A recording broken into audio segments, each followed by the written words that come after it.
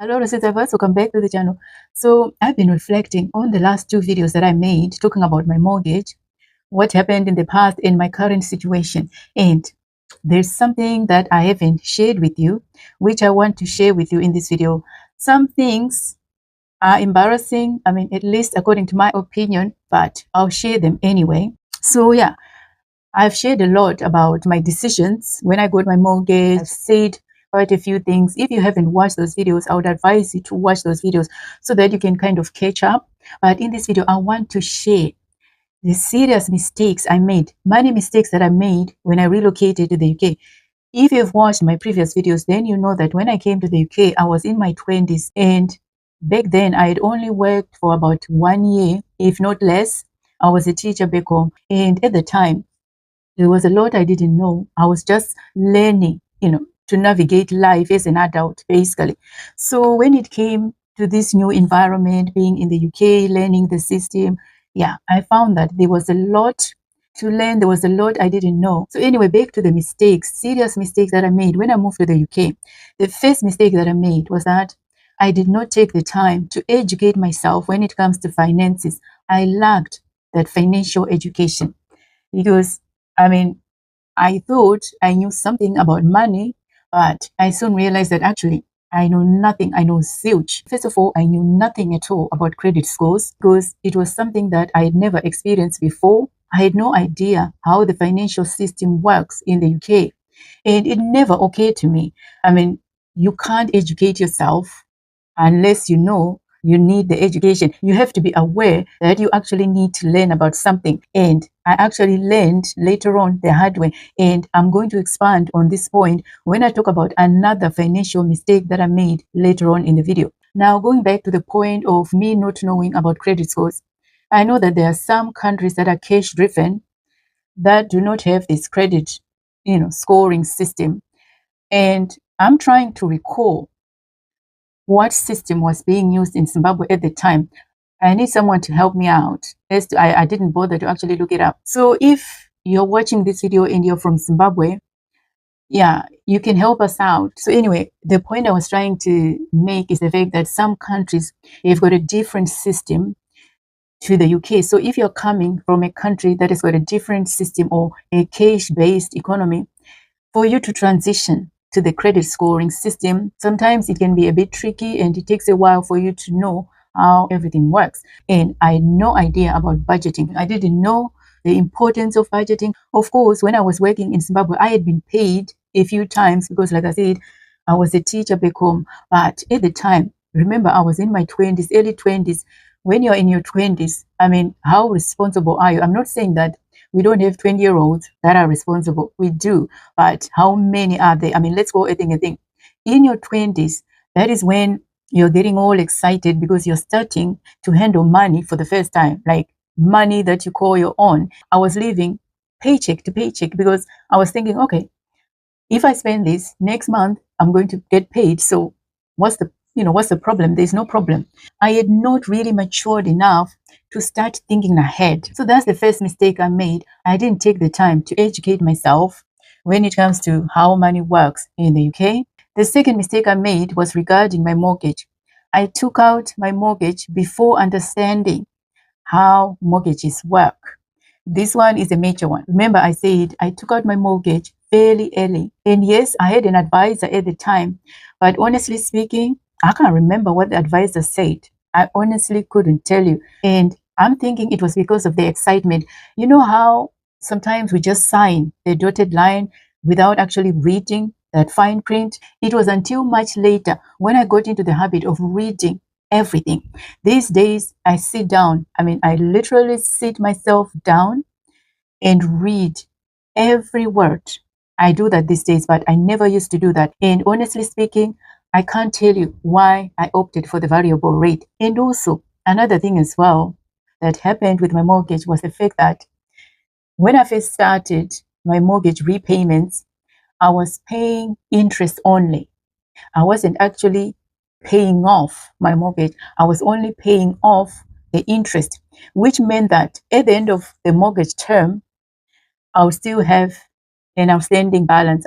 Yes, I told you it is embarrassing, but this actually happened. Now, this is embarrassing for me. And the reason I say, it's embarrassing is because I actually didn't have a plan at the end of my mortgage term. This is something that I had not actually thought of or thought about, to say, okay, if I'm paying off interest only, what am I going to do at the end of the term?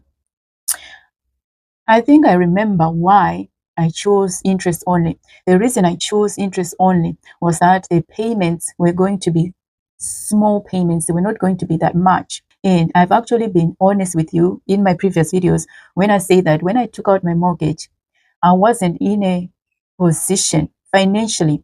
I wasn't in that stable position to actually afford my mortgage. Remember, I said I couldn't afford my mortgage at the time. Yes, this is a reflection video. It's about lessons. It's about educating others, trying to open the eyes of those who are trying to get on the property ladder, especially if you're an immigrant. Learn from my mistakes. This is why I talk about these things. It is not because I'm still operating that way. No, I've since rectified that. So anyway, let me get back to the mistake. So I took out the interest only mortgage so that I could only pay off small amounts because that is what I could afford at the time. Yes, I passed my credit score checks. I had a good credit score because at the time I was paying my bills on time. I was doing everything right.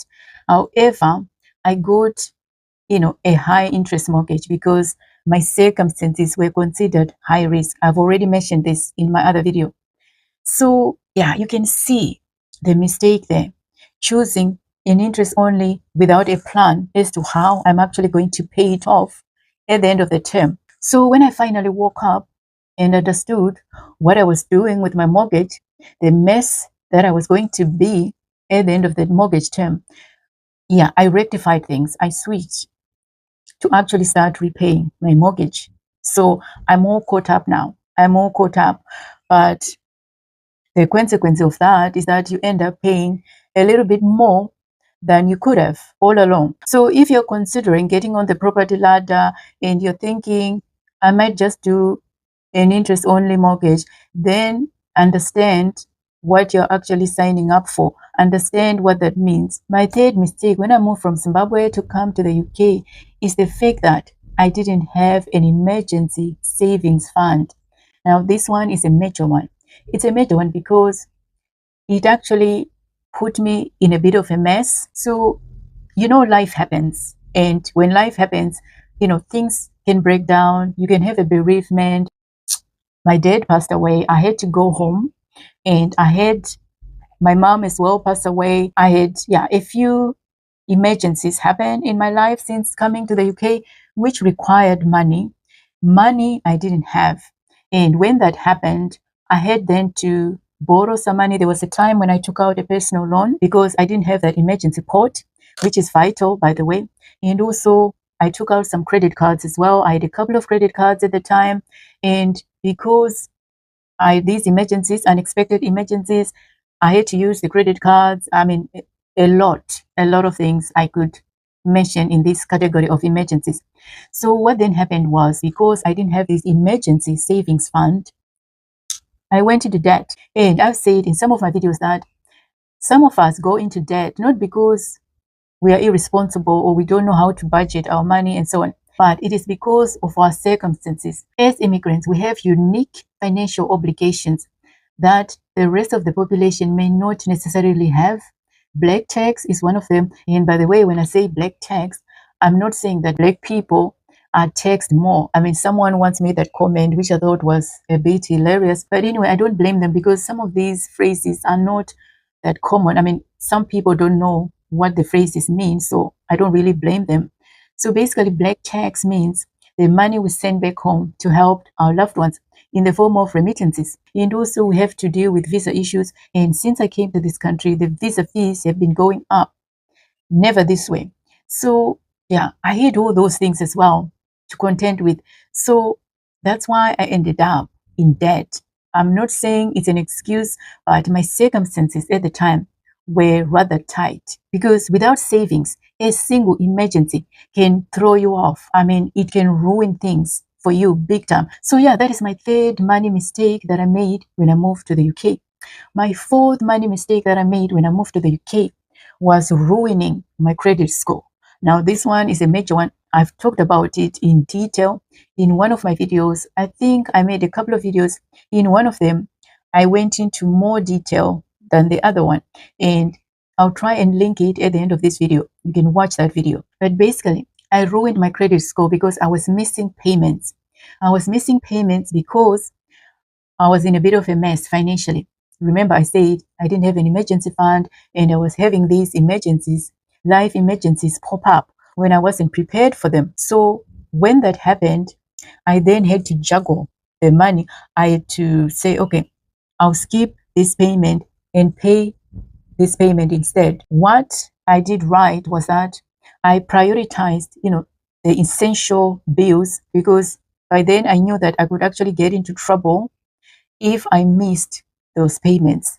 And I didn't want to miss those payments because they were too important to me. I understood the bit. But when it came to the credit cards, that's when I just ignored things. And unfortunately, I ended up with a CCJ, County Court judgment. And it happened because I wasn't bothering to open those red letters. I was just ignoring them because it came to a point where I didn't want to deal with it anymore. That was my major mistake, because what I like about the UK when it comes to debt is the fact that you can actually pick up the phone and have a conversation with your lenders, come up with an arrangement that works for you and for the lender as well. You can strike up a deal, but I didn't do that. Had I done that in good time, I wouldn't have ended up with this CCJ. Unfortunately, it stayed on my record for 6 years, which also meant that my credit score was bad for 6 years. So this is one major mistake I made when I moved to the UK. And by the way, this credit score mess happened long after I got my mortgage. And I've never skipped a mortgage payment. I don't mess with that. And I don't mess with things like council tax, those essential bills. I don't mess with that. The last mistake I made when it comes to money, finances, is thinking that investing is only for rich people. I used to assume that investing, or talking about stocks and shares, ISAs and things like that, was only for the rich. It was only for financial experts, not for little old me, a nurse. I mean, what do I know about investing? So this was my mentality, which is why it took me ages to actually develop that healthy curiosity to want to know about investing. I didn't realize that you could actually teach yourself. You can start as a beginner doing the little that you've learned. You can start there and work your way up. Unless you start, you never really know anything about investing.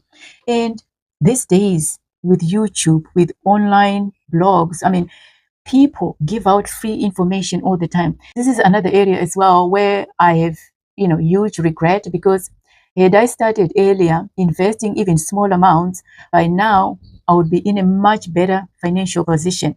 I mean, yeah, this is why I said sometimes we need to take time to pause, because it is only when we take the time to pause from our busy schedules that we can allow ourselves that headspace to think about other things like investing, educating ourselves on some things we may not be aware of. It doesn't have to be investing alone, but because we are talking about investing, yes, I will refer to investing, but when you pause, there are other things as well. You give yourself an opportunity to think about or to explore as well. I've said a lot in this video, and if you're still watching, give this video a thumbs up. Anyway, to end this video, here's what I'll say. Educate yourself about money, how money works in the UK. Learn the system, the credit score system, how it works, especially if you intend to get on the property ladder, if you intend to do business in the UK. Yeah, take the time to educate yourself, because there are certain things that we sign, we just sign on those dotted lines, not understanding the repercussions or the implications of what we are signing for. And also, learn from those who have been where you are. There is no harm in learning from people who have been there, who have done that. And lastly, don't be afraid to make changes. I mean, if you've gone down the wrong road and now you know better, you can always make a U-turn. Even if it's not a complete U-turn, you can always make adjustments along the way, which is something that I did when I knew better. I acted to correct my mistakes. And now I'm in a position where I can manage and I am content with where I am. Yes, things are still hard and I need to come up with a game plan And some of you have made some suggestions, which I've taken on board, by the way. Thank you very much. So it's all about being open to learning, acting smart, learning from your mistakes. And this is why I make these reflection videos. It is because I'm learning from my mistakes, and hopefully other people are also learning from my mistakes. So yeah, this is what I wanted to share with you in this video. As always, you know what to do in the comment section. I'll see you in the next video.